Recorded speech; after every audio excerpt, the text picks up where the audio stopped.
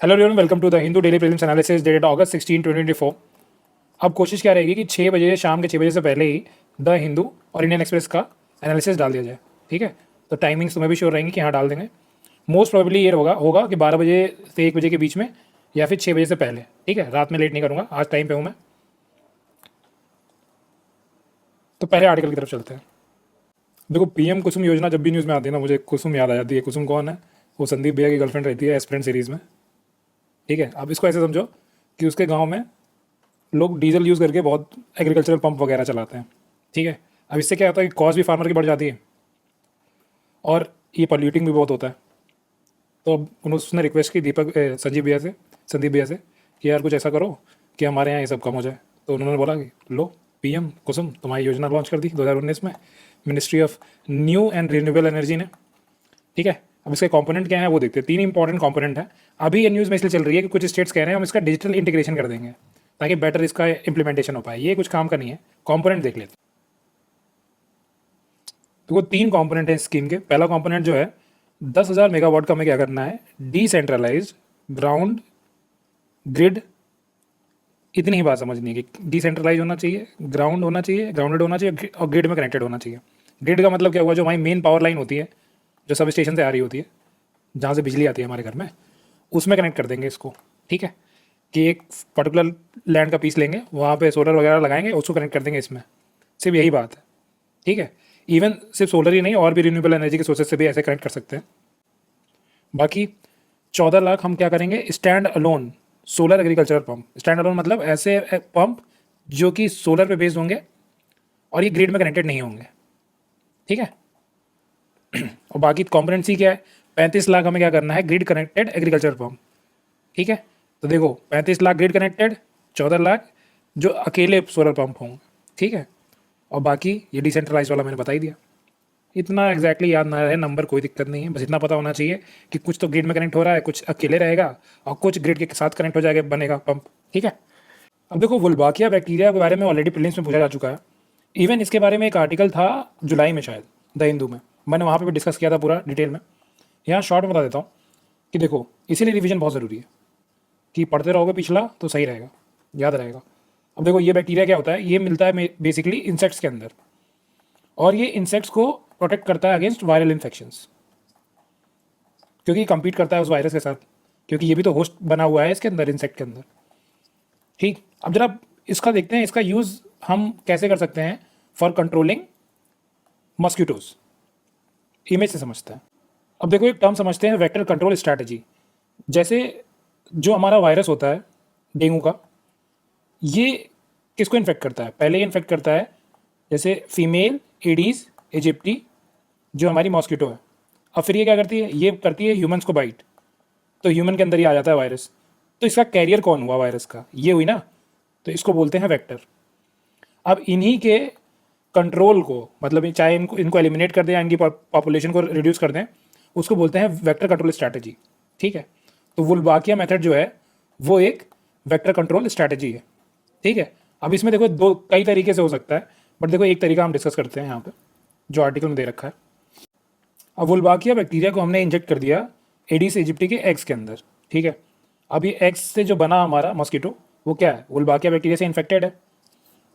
अब क्या करेगा, ये मेट करेगा किसी वाइल्ड वेक्टर से, कोई बाहर से आया उससे मेट किया। तो अब क्या होता है कि इनकी जो प्रोजनी होती है, एग्स जो हैं वो हैच नहीं होते हैं, और इसको बोलते हैं साइटोप्लाज्मिक इनकम्पैटिबिलिटी। ठीक है, तो बेसिकली ये बैक्टीरिया जो है इस वायरस को फिर ग्रो नहीं करने देता है। और एक दूसरा तरीका जो दे रखा है आर्टिकल में, वो क्या है कि हम क्या करें कि जो एडीज इजिप्टी का मेल मॉस्किटो होता है ना, वो ह्यूमंस को बाइट नहीं करता है। तो हम क्या करें, इनके अंदर ये वायरस, ये जो बैक्टीरिया है ये डाल दिया।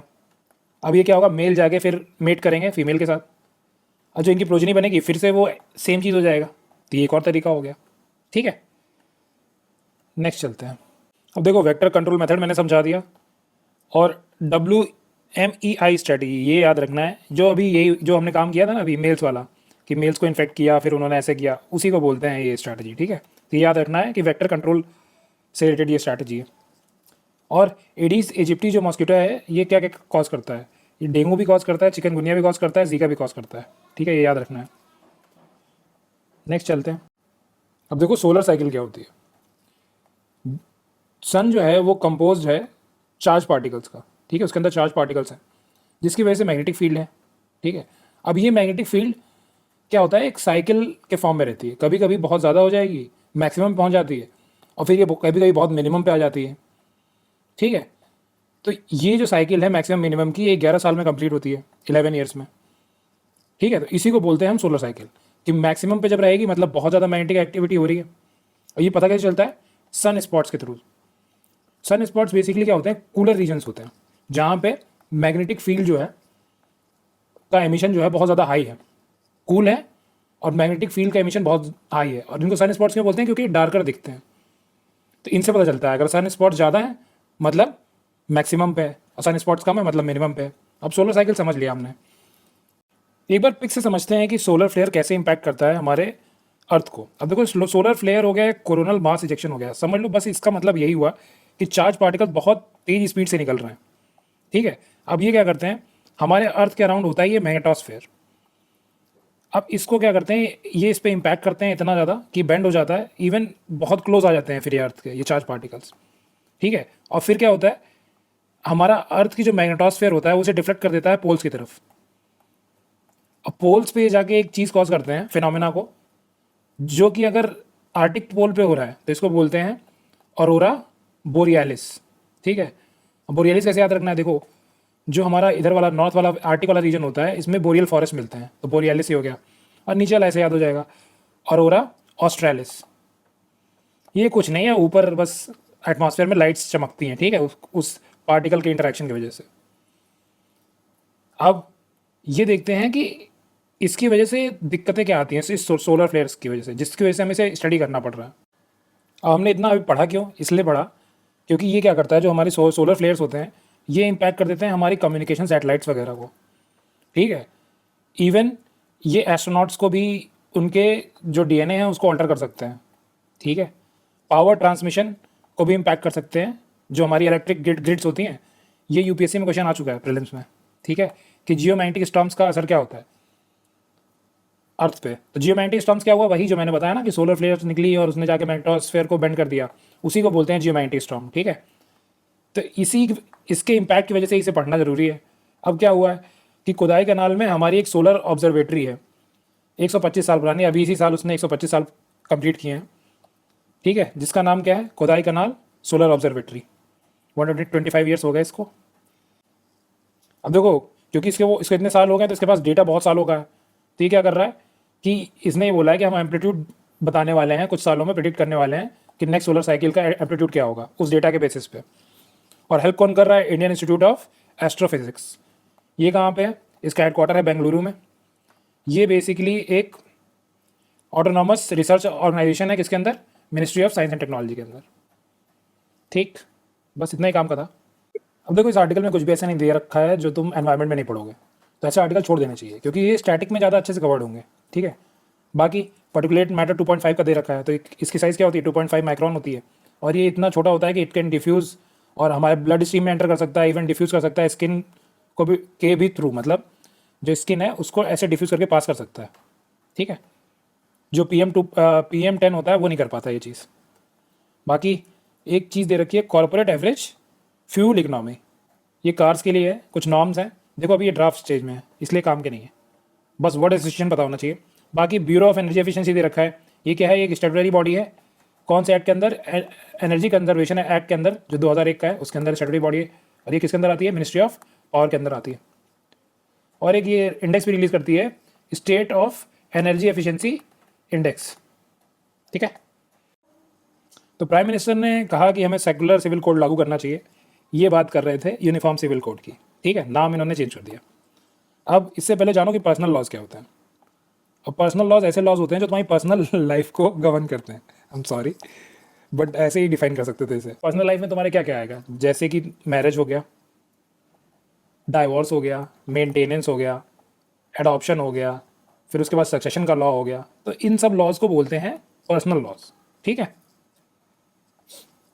अब क्यों, देखो अब हिंदूज का पर्सनल लॉज अलग है, मुस्लिम जो हैं इनके भी पर्सनल लॉज अलग हैं, डिफरेंट है। इवन और भी कम्युनिटीज़ जैसे सिख हो गया, ज्यूज़ हो गया, इन सब के सबके अलग अलग पर्सनल लॉज हैं। अब इसी पर्सनल लॉज में यूनिफॉर्मिटी की बात हो रही है कि हम क्या करें कि हम एक सिंगल लॉ बनाएं, पर्सनल लॉ, जो इन सब कम्युनिटी को रेगुलेट करे, ताकि इनमें जो डाइवर्जेंस और डाइवर्सिटी है वो ना रहे। इसीलिए इस यूसीसी को इम्प्लीमेंट करना बहुत डिफिकल्ट है, क्योंकि इतनी डाइवर्सिटी हमारे यहाँ है ही ऑलरेडी। कहाँ से तुम एक यूनिफॉर्म सिविल लॉ बना लोगे? अब इंडिया में कहाँ पे है यूनिफॉर्म सिविल लॉ? सिर्फ गोवा में है। पोर्टुगीज़ थे यहाँ पे, इस वजह से यहाँ पे यूसीसी है। अब यूसीसी का कॉन्स्टिट्यूशन बैकग्राउंड क्या है? ये आर्टिकल 44 में आता है। आर्टिकल 44 में इसलिए नहीं दिखा रहा हूँ क्योंकि उसको कुछ नहीं कहता है, वो सिर्फ इतना कहता है कि पूरी टेरिटरी में यूनिफॉर्म सिविल कोड होना चाहिए, ठीक है। और क्यों? क्योंकि ये तो डायरेक्शंस हैं, तो इम्प्लीमेंट करना कोई कंपल्सन तो है नहीं स्टेट के ऊपर, नॉन एनफोर्सेबल होते हैं क्योंकि ये डीपीएसपी में आता है, बस। और देखो, मैं ज़्यादा डिटेल में इसलिए भी नहीं बता रहा हूँ कि यूसीसी जहाँ भी तुम मेंस की तैयारी कर रहे हो, जहाँ से भी, वहाँ तुम्हें डिटेल में बताएंगे, इवन तुम्हें सुप्रीम कोर्ट की जजमेंट्स के बारे में बताएंगे, ठीक है। जितना जानने की ज़रूरत थी वो मैंने तुम्हें बता दिया। मेंस का डिस्कशन तो कुछ चाहता नहीं हूँ, बट फिर भी ये एक आर्टिकल था जिसमें एक नेशनल पेस्ट सर्विलेंस सिस्टम जो है गवर्नमेंट ने लॉन्च किया। इसमें क्या कहा कि फार्मर्स को इनपुट मिल जाएगा, किससे? साइंटिस्ट वगैरह से, कि कैसे से कंट्रोल करना है पेस्ट वगैरह को। ये मेंस में डाल सकते हो, प्रीलिम्स में तो नहीं आएगा। अब देखो, कोविड तो बहुत फेडेड टॉपिक है, बट इसकी कोई नई स्ट्रेन्स आ गई हैं, बस स्ट्रेन्स का पता होना चाहिए तुम्हें, ठीक है। KP1 और KP2 कहीं भी पूछे कि क्या है, तो ये कोविड की नई स्ट्रेन्स हैं। स्ट्रेन का मतलब थोड़ा सा चेंजेस होके इवॉल्व होके आया है फिर से वायरस। और ये किसकी है? जो JN1 ओमाइक्रॉन वेरिएंट था उसकी स्ट्रेन है। इससे ज़्यादा कुछ नहीं जानना है, ठीक है। कोविड का काम हो चुका है। कल के न्यूज़पेपर में मैंने कुछ क्वेश्चंस बताए थे, उसके देखो आंसर्स आ गए हैं आज, तो ये ज़रूर देख लेना एक बार, ठीक है। अच्छे क्वेश्चंस थे।